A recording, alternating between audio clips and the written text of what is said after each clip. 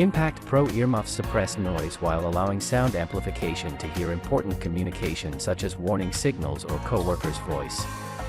Instructions for use. Open battery compartment. Push on sides of battery lid, then slide upward with your thumbs. Insert two 1.5-volt AAA batteries. Close the battery lid completely.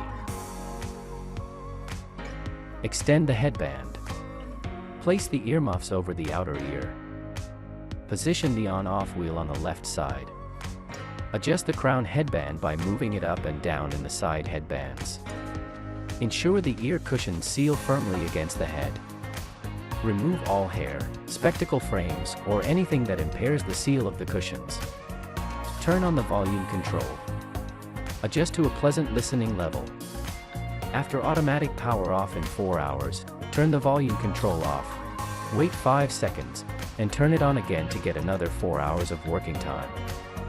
Use the audio jack input for connection with MP3 players, cell phones, or radio scanners.